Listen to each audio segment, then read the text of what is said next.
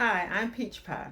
If you're preparing for the Algebra EOC or helping someone who is, today I'm walking you through 3 topics that consistently decide scores: linear functions, systems of equations, and quadratics. These aren't necessarily the hardest topics, but they're the ones where small setup mistakes cost you the most points. As we walk through each problem, pay attention to where you hesitate. That hesitation tells you exactly where points might be lost. Now let's get started with linear functions.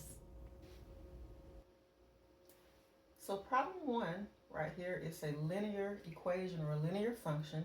It says a line passes through 2 points, 1, 4 and 5, 12. So the first thing we want to do, it asks us to find the slope, and then we want to write an equation in slope-intercept form. So now to find the slope, remember that is m. And our slope formula, because we have 2 points, is y sub 2 minus y sub 1 over x sub 2 minus x sub 1.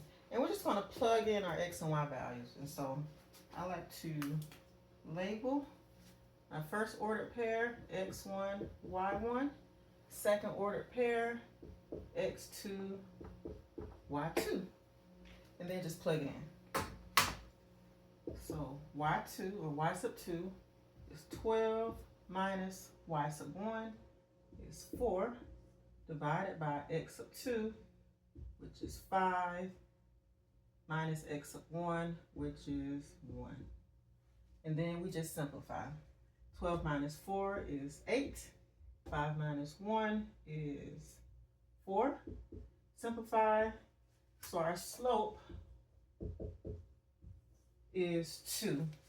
And so we've done the first part. We found the slope. Another thing to look at, I don't have it up here, but if one of these numbers were a negative, you would have a double negative in your problem here. So that would be 5 minus negative 1. So just watch out for your negatives. And so basic subtraction here, if you just plug it into the slope formula, okay? But now, part B. It says write an equation in slope-intercept form. Hopefully we remember what slope-intercept form is.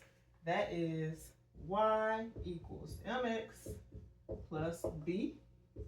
And of course, m is our slope. I'm going to show you 2 ways. So one, if we use slope-intercept form. Okay. So what 2 things do we need to write an equation in slope-intercept form? Well, we need a slope, which is m, and we need b. Remember, b is our y-intercept. So m is our slope, and b is our y-intercept, or where that graph, if we were to graph this line, where it will cross the y-axis. And so we need those 2 things. We already have m, right? So what do we need to find? Well, of course, we need to find b. So we have ordered pairs, x and y, and we have an m. And so what we do to find b, take one of these ordered pairs, plug it in to solve for b. Okay, so I like to choose the one with the lowest numbers, or if we had negatives, the one without the negative. So I'm going to choose the first one here. It doesn't matter which ordered pair you choose, you're going to get the same answer, but just make it easier on yourself. All right, so if I plug in y, so my y value from here is 4. My m, or my slope, is 2. So we read that as m times x. So that would be 2 times our x value here, which is 1, plus b. So now we can just solve for b. Bring down that 4. 2 times 1 is 2. And to solve for b, now we have a one-step equation. That's a positive 2. I'm just going to subtract 2. And so my b is 2. So my equation would be, I have my b and I have m. My equation would be y equals, if I plug in m, my m is 2, x plus my b is 2. So things to look out for are negatives, making sure you plug in correctly. So don't take an x from one ordered pair and a y from another ordered pair. So use one ordered pair and watch out for your negatives. And so when you really break it down, this is actually you could say a 1 or 2 step equation. But also another piece, some students forget to plug in M and B. So they'll find M, they'll find B, but then they just say, okay, B is 2. But it says to write an equation in slope-intercept form. And so we need to go back and plug in M and B. All right. But now I'm going to show you using point slope form. I'm just going to write it, let's see, can I fit it in right here? So if you recall, point slope form is y minus y sub 1 equals m times x minus x sub 1. We have our answer, but I just want to show you another way and help you review what point slope is. And so basically what we're going to do, we're going to take m, and we're going to take our x sub 1 and y sub 1. So one of these ordered pairs and just plug it in and simplify. And we should get the same answer. All right, so y equals. So just to show you that you get the same answer, I'm going to use the same ordered pair. So y sub 1 is 4 equals m is 2 and x minus x sub 1. So that's point slope form. If you were asked to write it in point slope form, that could be your answer. You would just leave it just like that. That's point slope. But we're asked to write it in slope-intercept form, and so we just simplify, okay? So remember, if you have parentheses, if you want to simplify, you always distribute first. So 2 times x is 2x. 2 times negative 1 is, I made a mistake here. What is my mistake? So this is something we have to watch out for. 2 times negative 1 is negative 2. So I said 2 times negative 1, but I didn't put it. So that's another area that we have to just make sure that we're distributing through to both numbers there, okay? And next, I just want to get the y by itself because slope-intercept form is y equals. So since this is a plus 4, in order to move that 4 to the other side, I am going to add it, all right? And my final answer is y equals 2x. Negative 2 plus 4 is positive 2. Same answer, okay? So I just wanted to show you both ways, and I also just wanted to review the point slope formula. And so this is a problem that you may see on the end of course test. So, all right, let's move on to the second problem. Now we have problem number 2. It says a school sells tickets to a play. Student tickets cost $6. Adult tickets cost $10. A total of 150 tickets were sold for $1,260. And so this is a systems of equations problem, and so you're going to see this on your EOC. It says write a systems of equations, and so the first thing you want to do, we have 2 different items here. We have student tickets, so that's what we want to identify. What are our 2 different items? We have student tickets and we have adult tickets right here. And so automatically, if we have 2 different items, that lets us know that our equations are going to be in standard form because we have 2 different items.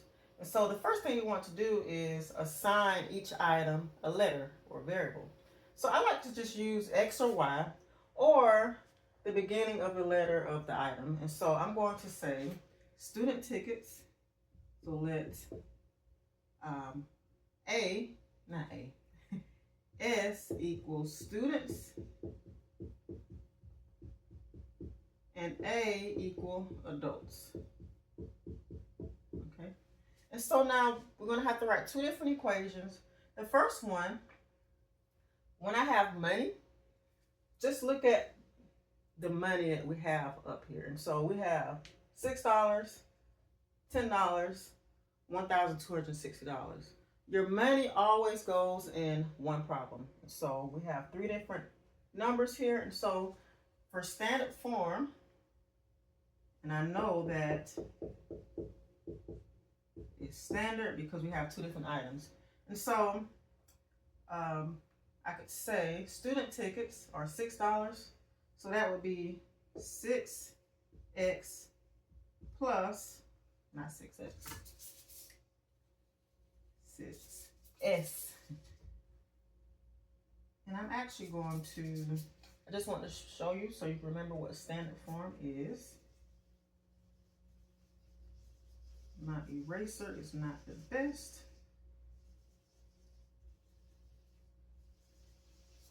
Try to erase that as good as possible. Okay, so student tickets, that would be 6s. Student tickets are $6. Plus, what do you think we should write next? Adult tickets. Hopefully you're thinking 10a. Adult tickets are $10. And the letter I'm using is A. You can use any variable, but I think it's just easy to stick with the beginning of the word. Equals how much total? $1,260.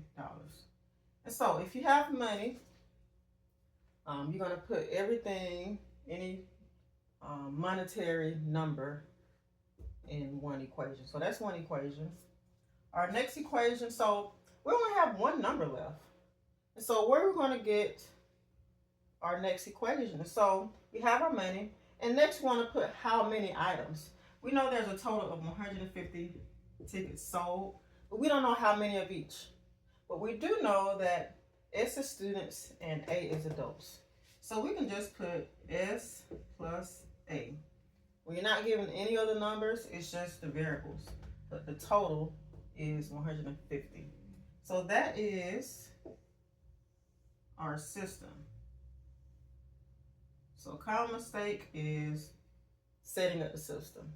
So easy, put the letters that start with the word there. All right, if you have money, put that all in one problem. If you're just dealing with an amount of items, it's just going to be the two variables plus the total amount of items you have. All right, so that's our system. Now let's take a look at B. It says how many adult tickets were sold. So we have our system here. I'm going to use a substitution method to solve. And I'm going to use that method because we have variables by itself. So that's how you can see, okay, what method I'm going to use. I don't have a graph, and elimination won't work. So I'm going to use well, elimination will work, but if you have a variable by itself, just use substitution. And so I'm going to rewrite this equation here. S plus A is equal to 150. And this is not the black marker that I was using. All right, so this one will show up a little better. So S plus A equals 150. And so it says how many adult tickets were sold. What I'm going to do, because I know whatever I plug in, I want to be left with A. So I'm going to solve for S. Minus A. So S is equal to 150 minus A. And because S equals this portion right here, when I plug it in, okay, I'm going to have just A's in my problem, which is what I want. And so since we're solving for adults, solve for the variable that, when you're going to plug it in, solve for the variable that you don't need at this point. And so, because when we plug it in, we're just going to have A's for adults. But if you don't, and you have to go back and plug it in, that is okay. Okay, just make sure that you answer the question appropriately. So it says adult tickets. And so 150 minus A S equals this. So I'm going to take this 150 minus A, plug it in for S into my other problem. So let me just rewrite this. So 6S, since S equals 150 minus A, instead of putting S, I'm going to replace that or substitute that with 150 minus A plus 10A equals 1,260. So now we have only A's left in our problem, which is what we want because we want to solve for adult tickets. Okay, so now these are equations here, or this is a multi-step equation, or one equation. Of course, when you have parentheses, you want to do the distributive property. 6 times 150. I can do that, but it'd be easier for me to just put that in my calculator right now. 900. 900. 6 times negative A, negative 6A, plus 10A equals 1,260. So make sure we watch out for our negatives, right? And also make sure we distribute both to both numbers inside the parentheses. So double check that. So we've done that. Next, for our equation, we just combine like terms. So like terms are negative 6A plus 10A. So negative 6 plus 10, that is a positive 4A equals 1,260. We're left with the two-step equation. Subtract 900. 4A equals, that would be 360. Just double check.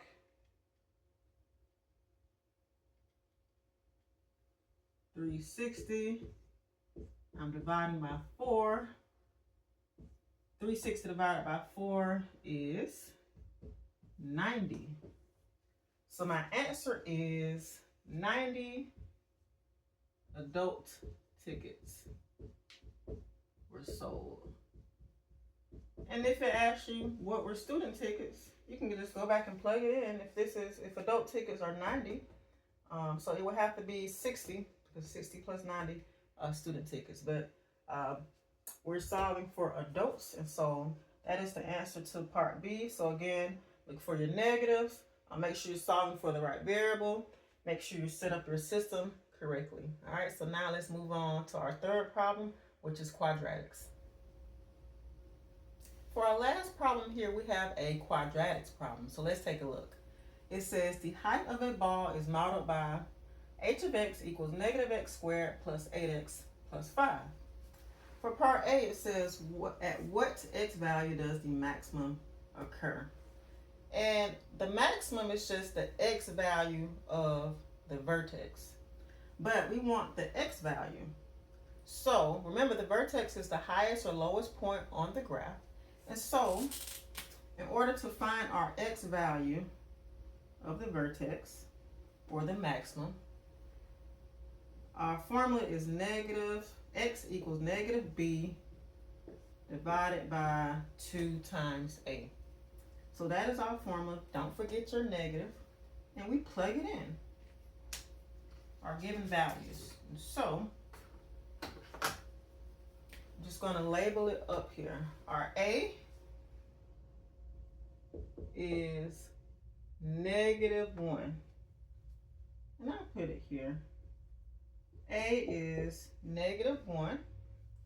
B is 8. And C is 5. Really, you could plug it in from just looking up here, but I just rewrote it here.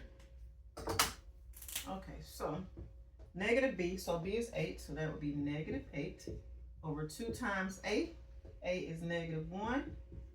Simplify, -8 divided by, so 2 times -1 is -2. Simplify, x is 4. So the x value of our maximum is 4. So remember, maximum and minimum are just the y value of your, it's just your vertex, okay? So the x value would be 4, and that is the formula that we use. So take a note of that formula there. Sometimes you will be giving your formulas, and sometimes you won't. This is one that I don't think they give you for the most part. You just have to know it. But so to be on the safe side, I remember this is the vertex formula. So to find x, and so of course to find our y value, we just plug it back in. And so let's take a look at B. What is the maximum height? The height is the vertical portion. And so if you think vertical, we think y-axis or y value. And so we have x. In order to find y, we just plug it in. So I know this says h of x because this is in function notation, but we could put y equals this information here, but because it's a function, we use function notation. And so in order to find x or y, we're just going to take this information here, negative x squared plus 8x plus 5, and plug in x. Okay, so if you want to put y equals, that's fine. So x is 4. Keep in mind that we have that negative here. Plus 8 times 4 plus 5. And so, why do you think I put the 4 in parentheses? Well, order of operations, you want to do exponents first, then multiply. So this negative is like a -1. We can read this as -1 times x squared. So this is a very common mistake. When we have a problem like this, if we just have a negative in front, we would put it without the parentheses. And so let's see the difference. We're going to do 4 squared, which is 16, right? If we multiply that times -1, that's going to be a -16.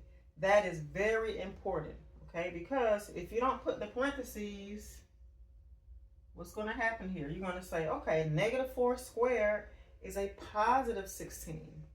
All right, so our 4 is positive. We want to make sure that we're plugging in a positive 4 and we're using order of operations. And so we read this as 4 squared times a -1. Okay, so take note of that, please. That's a very common mistake. That's easy to make. All right, plus 8 times 4. So this is just order of operations, right? And then order of operations, -16 plus 32 is positive 16 plus 5, and that is 21. So what is the maximum height? And so our height, or h of x, is 21. Height is 21 for that problem. And we have solved this problem. Hopefully you were able to follow along. Before we wrap up, I want to speak directly to you. Whether you're a student preparing for the Algebra EOC, a parent supporting someone taking it, or an adult rebuilding math confidence, the patterns we covered today don't change. Linear functions, systems, quadratics, they show up consistently and they reward careful thinking. If those problems felt steady, that's a good sign. If you notice hesitation, especially with setup, signs, or interpretation, that's useful information. That's exactly where points are usually lost. I created a free Algebra EOC readiness check focused on multi-step equations because foundational clarity makes everything else easier. If you're prepared for the EOC, start here, or if you're preparing. If you're an adult brushing up on algebra, maybe for a placement test or return to school, start here too. The link is below to my Algebra readiness check. So remember, algebra isn't about doing hundreds of random problems. It's about recognizing patterns, slowing down where mistakes happen, and practicing intentionally. You're more capable than you think. I'll see you in the next lesson.